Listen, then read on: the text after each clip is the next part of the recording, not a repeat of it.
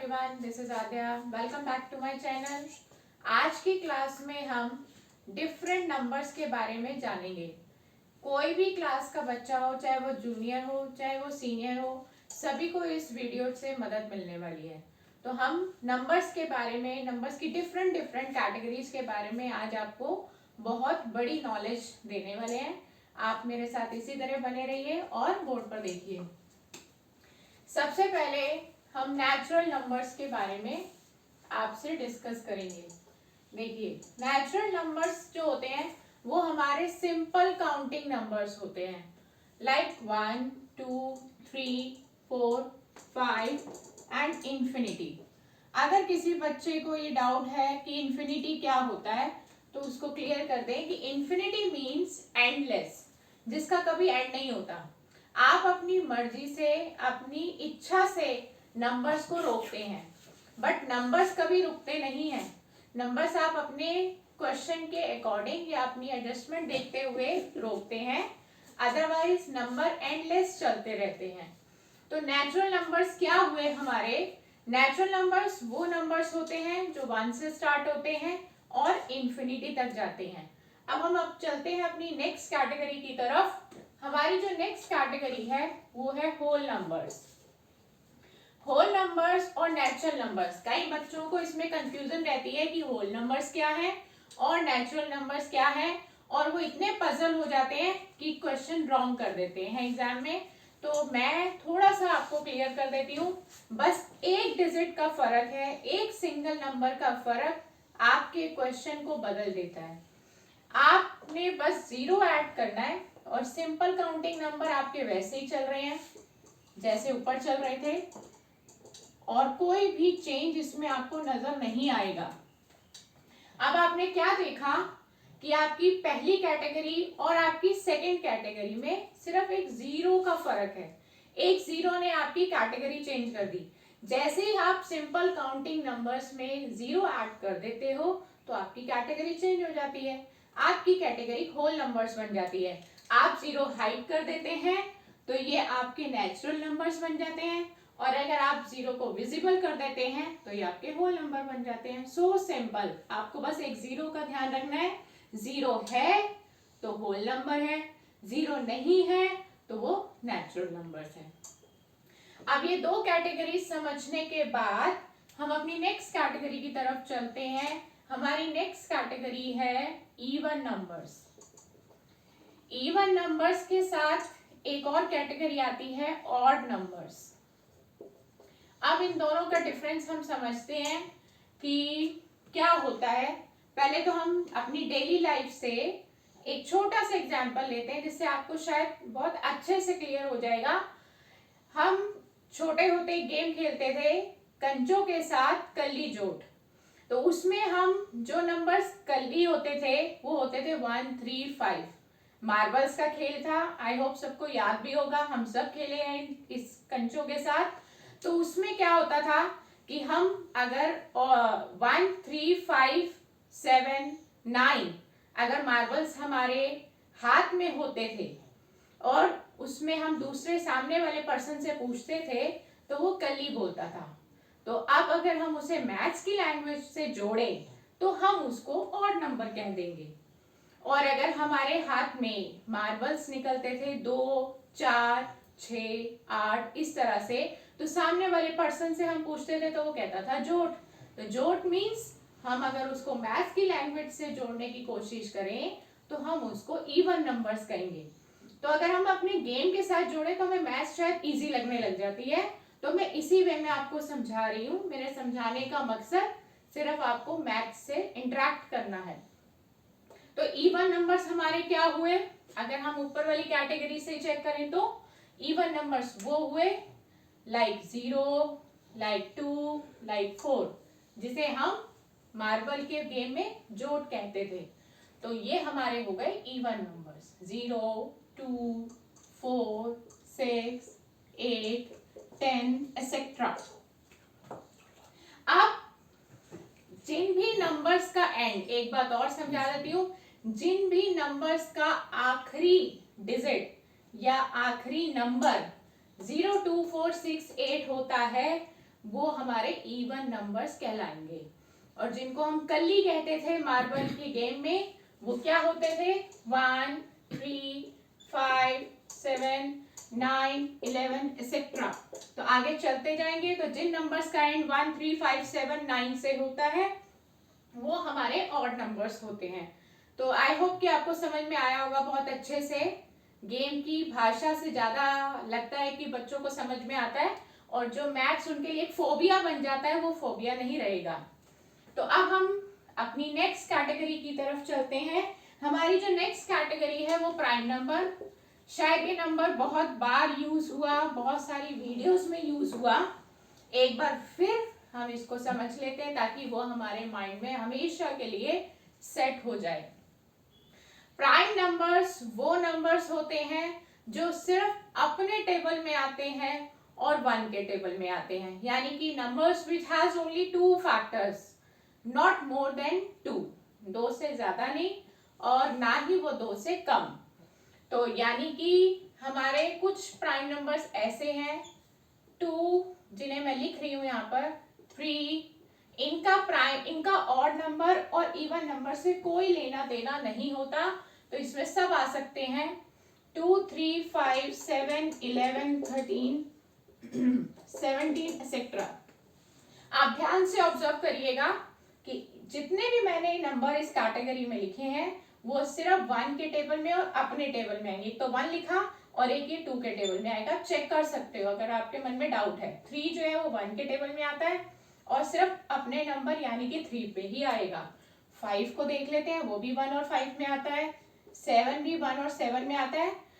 आप मुझे चैलेंज नहीं कर सकते कि ये नंबर किसी और टेबल में आएंगे या नहीं। चैलेंज करने से पहले चेक जरूर करिएगा, क्योंकि जो मैंने लिखा है वही करेक्ट है कि ये सिर्फ 2 ही टेबल्स में आते हैं, इसीलिए ये प्राइम नंबर्स की कैटेगरी में आए हैं। 11 को चेक करिए, ये 1 और 11 के टेबल में आते हैं। 13, 1 एंड 13, 17 एंड 1 एंड 17। आगे और चलते जाएंगे, हमने कुछ एग्जाम्पल से आपको समझाया है, तो देख के आई होप ज्यादा समझ में आया होगा कि देखो 2 ही फैक्टर्स हैं, 1, 2, 1, 2, 1, 2 सो ऑन। तो जिनके सिर्फ 2 ही फैक्टर्स होते हैं वो हमारे प्राइम नंबर्स हैं। हम अपनी नेक्स्ट कैटेगरी की तरफ चलते हैं। हमारी नेक्स्ट कैटेगरी है कॉम्पोजिट नंबर। कॉम्पोजिट नंबर क्या होते हैं इसको समझ लेते हैं। कॉम्पोजिट नंबर्स का थोड़ा सा कनेक्शन प्राइम नंबर्स के साथ है। प्राइम नंबर में सिर्फ 2 ही फैक्टर्स होते हैं, लेकिन कॉम्पोजिट में 2 से ज्यादा होते हैं। Number which has more than 2 factors, जिनके 2 से ज्यादा फैक्टर हो वो सभी नंबर्स हमारे लिए कॉम्पोजिट नंबर बन जाते हैं। फॉर एग्जाम्पल हम 4 लेके देखते हैं। आप 4 के फैक्टर्स करिए। 4 1 के टेबल में आता है, 2 के टेबल में आता है, 4 के टेबल में आता है। तो कितने फैक्टर्स बने? 3। तो 3 मतलब 2 से ज्यादा 3, तो 2 से ज्यादा है इसलिए कॉम्पोजिट है। और कुछ एग्जाम्पल हम ले लेते हैं, लाइक 6 1 के टेबल में आता है, 2 के टेबल में भी 6 आता है, 3 के टेबल में भी 6 आता है और 6 के टेबल में भी 6 आता है। तो आप काउंट करो कितने फैक्टर बने, 1, 2, 3 एंड 4। ये 2 से ज्यादा है। तो जिन नंबर के फैक्टर 2 से ज्यादा होते हैं वो नंबर्स हमारे कॉम्पोजिट नंबर्स कहलाते हैं। तो जिनके 2 फैक्टर हुए वो प्राइम नंबर्स, जिनके 2 से ज्यादा फैक्टर हुए वो हुआ हमारा कॉम्पोजिट नंबर। और हमारा जो नेक्स्ट नंबर है यूनिक नंबर, खैर ये इतना यूज तो नहीं होता बट इसको भी हम समझ लेते हैं कि जो हमारा यूनिक नंबर है, यूनिक नंबर मीन्स जिसके फैक्टर ना तो 2 हैं और ना ही 2 से ज्यादा हैं। तो थिंक अबाउट इट, इसके बारे में आप सोचो, ऐसा कौन सा नंबर है जो हमारे लिए यूनिक हो गया। यूनिक मतलब उसके जैसा कोई नहीं, इसलिए वो एक अकेला इकलौता है। यूनिक नंबर, यूनिक नंबर अगर आपने सोच लिया है और मुझे लगता है कि आपका आंसर शायद 1 है, तो आप बिल्कुल सही हैं। 1 हमारा यूनिक है। यूनिक कैसे बना, ये सबसे अलग कैसे हो गया? यूनिक इसलिए हुआ क्योंकि 1 के फैक्टर ना तो 2 होते हैं ना 2 से ज्यादा होते हैं, ना तो ये प्राइम नंबर की कैटेगरी में आया और ना ये कॉम्पोजिट की कैटेगरी में आया, और इसके जैसा और कोई होता ही नहीं है। इसके फैक्टर सिर्फ एक ही होता है, एक अकेला 1, और अभी तक ऐसा कोई नंबर नहीं बना जिसके फैक्टर सिर्फ अकेला सिंगल नंबर हो। तो अब 0 की बात आप नहीं करेंगे क्योंकि 0 तो हमारे फैक्टर की कैटेगरी में ही नहीं आता। 0 एक ऐसा नंबर है जो फैक्टर और मल्टीपल्स के टॉपिक में आता ही नहीं है, क्योंकि 0 के कोई फैक्टर ही नहीं होते। तो 1 हमारा बन गया यूनिक नंबर। 1 क्या है? यूनिक। और एक आखिरी हमारी कैटेगरी जो हम कर रहे हैं, इंटीजर्स। इंटीजर्स की जो कैटेगरी है वो कई बच्चों को बहुत डिफिकल्ट लगती है, उनको समझ नहीं आता, और उसको समझने में उनको काफी टाइम भी लग जाता है। लेकिन मैं आपको एक सिंपल सरल भाषा में समझाऊंगी इंटीजर्स क्या है। देखो, सबसे पहली बात, अभी तक आज की क्लास में मैंने जितने भी नंबर्स आपको समझा दिए वो सभी हमारे इंटीजर्स हैं। समझ में आया? चाहे हमने ऑड पढ़े, चाहे इवन पढ़े, चाहे हमने यूनिक नंबर पढ़ा, चाहे हमने कॉम्पोजिट नंबर पढ़े, प्राइम पढ़े, नेचुरल पढ़े, होल पढ़े, यानी कि सारे पढ़े, जितने भी अभी हमने पढ़े वो सब हमारे इंटीजर्स हैं। बहुत सिंपल भाषा में समझ में आया। लेकिन उसमें कुछ और ऐड करने जा रहे हैं। अब वो ऐड क्या करने जा रहे हैं हम, वो देखना जरूरी है। एक चीज अभी तक हमारी मिसिंग थी, सोच सकते हो क्या? वो थे माइनस के नंबर। नेगेटिव नंबर्स का भी कहीं जिक्र ही नहीं हुआ था। अभी तक हम जितने नंबर्स पढ़े सब पॉजिटिव थे, तो एक नेगेटिव को अगर हम ऐड कर दें तो वो हमारे इंटीजर्स हो गए। कितना सिंपल है समझना कि जितने भी नंबर्स पढ़े वो तो सब है ही है इंटीजर्स। एक नेगेटिव नंबर्स और डाल दें हम उसमें तो वो हमारे बन गए इंटीजर्स। ध्यान से देखेंगे बोर्ड पर।